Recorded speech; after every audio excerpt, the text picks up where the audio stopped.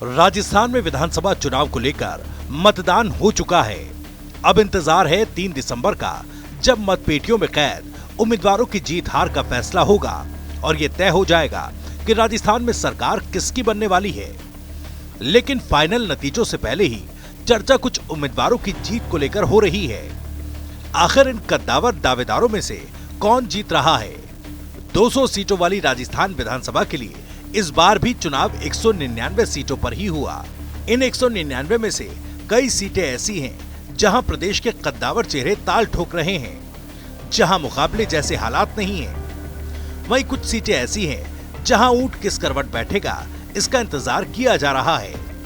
राजस्थान में इस बार वोटिंग का प्रतिशत 75% के पार हो गया।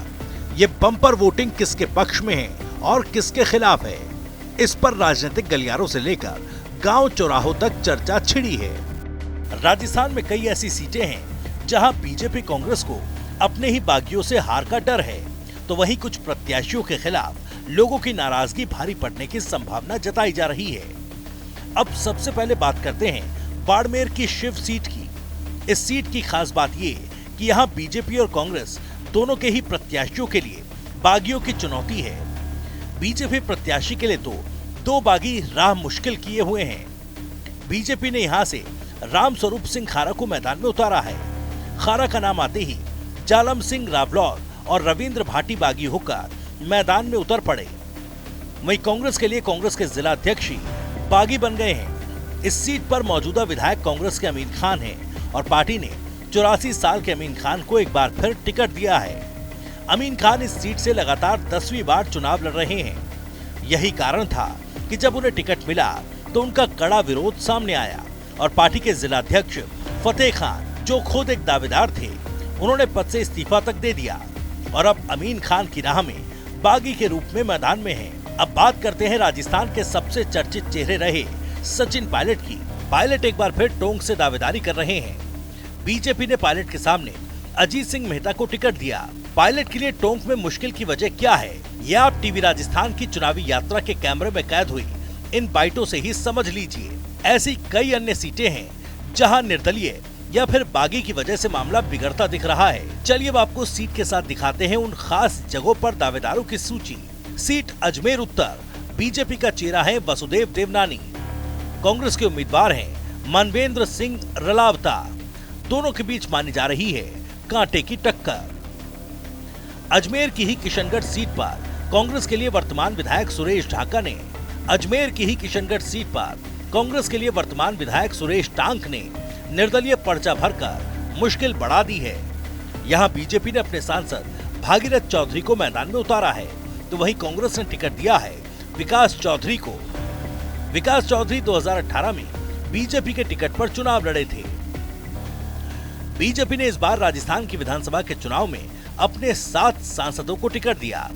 भागीरथ चौधरी के साथ ही अलवर के सांसद बाबा बालकनाथ भी तिजारा की सीट से मैदान में हैं। बाबा बालकनाथ के सामने कांग्रेस ने इमरान खान को टिकट दिया। सचिन पायलट वर्सेस गहलोत की सियासी लड़ाई में सबसे ज्यादा चर्चा में रहे थे गुड़ामलानी से विधायक और गहलोत सरकार में मंत्री हेमाराम चौधरी।